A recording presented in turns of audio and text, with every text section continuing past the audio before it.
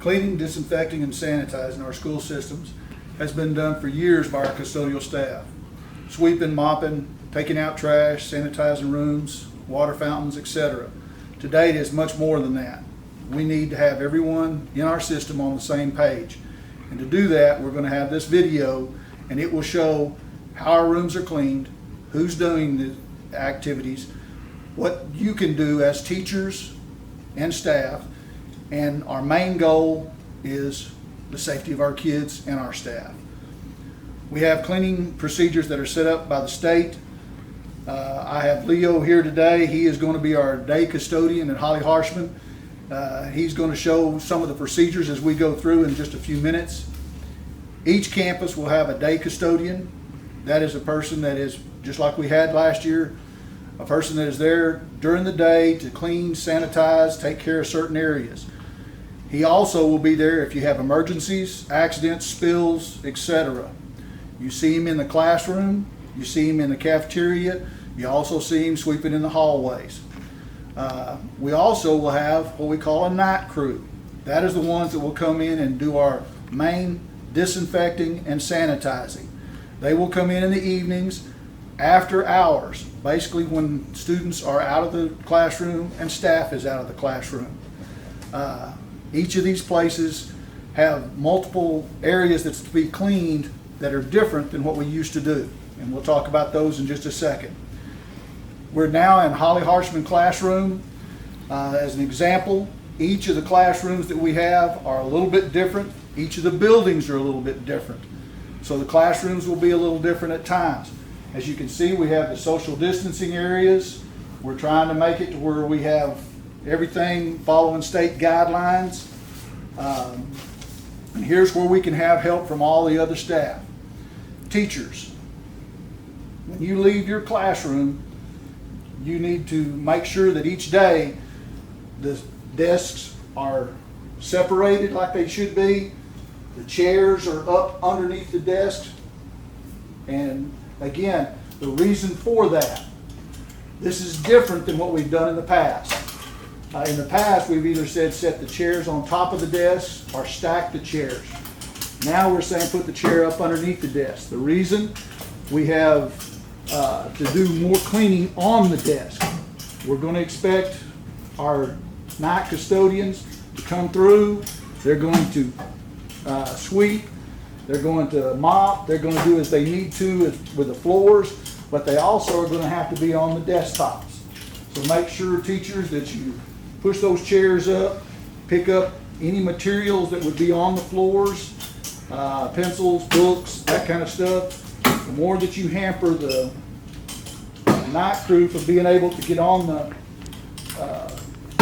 floors, the desktops, makes it more difficult for them to be able to finish. Okay, teachers, if you would, make sure that you still bag your trash, set it in the hallway. This makes it easier for them to be able to come in, take care of the stuff in the room, pick up the trash, and go on from there. Questions that we have. Teachers, should you clean your classroom? No, you're not the cleaner. You're the one to help straighten, organize, and help it be efficient for the ones to clean at night. Can you clean your classroom? Yes, you can use disinfectant sprays. Make sure that you're using the ones recommended by the state, which that's our Lysol, our Clorox, the different Perel supplies that we use. Again, the reason for that is we don't want to have anything that would be different than what the state says, because we don't have safety data sheets on that if someone was to be allergic to it.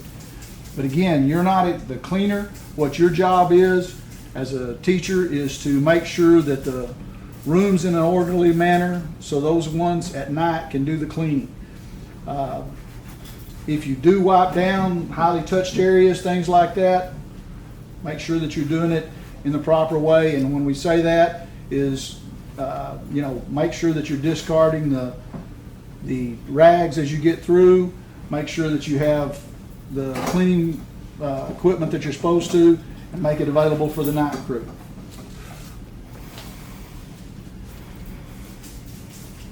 Leo's going through. We have different variations of what we will be doing with cleaning the desktops, the chairs.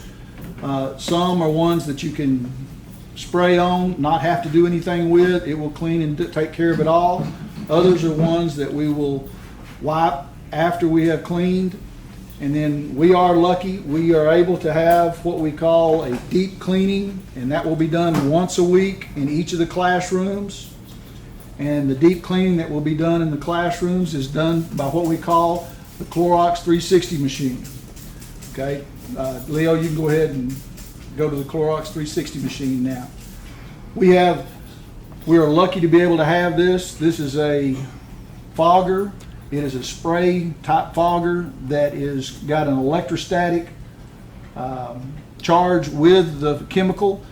It is one that he will walk through the classroom. He will take the wand and walk through between desks. That's why we say we have to have room to be able to do so. And when he sprays, we're not using it now because we're in here with it, but as he sprays, he will spray, it lands on the desktop, it will run all the way around the desk. It goes up underneath. We have a short video at the end that the company puts out that we will show. You need to watch it. It tells you more about it. It gives you the whole way of how that is done through your system. This is something that's great for our system to have because it is a great disinfectant.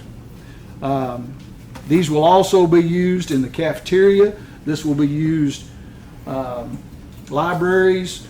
We're going to use this on our school buses, which is another important thing, is to be able to walk down the aisle, spray down the buses. Buses will be disinfected each day, and that after each route. And that is great for us to be able to do because that just keeps us in a safer situation. We also have some other things that have been set up, and we're going to step out in the hall now and look. We have water bottle filling stations. And now we have where you can fill up your water bottle. The water fountains are turned off. It will not work. It's just the station that you have there, and they will just put a bottle up underneath there, be able to run it and do. Our custodians can come through and wipe down the areas. All right. And then we also have our hand sanitizing stations, and this is an example of where one of these are. These will be located at each of our entrances, located outside of the restrooms.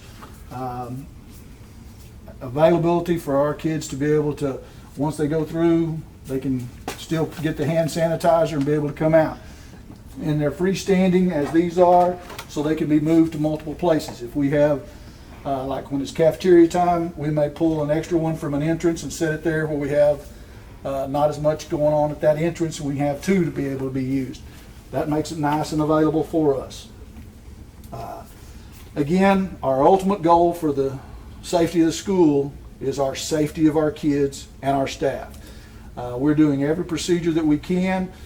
We have multiple cleaning supplies. We have multiple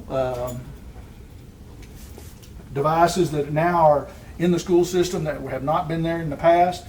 We want to make it as safe and as possible for our kids to do. Again, the key for that is all of us working together. And the reason we want this video to go out is we want everybody to know and everybody be on the same page in the fact that when we go and talk about it, or if we have somebody in the community ask us about it, we know what we can say and what's the true and factual statement, and give good answers and be able to make them feel assured that we've done everything we can for our students.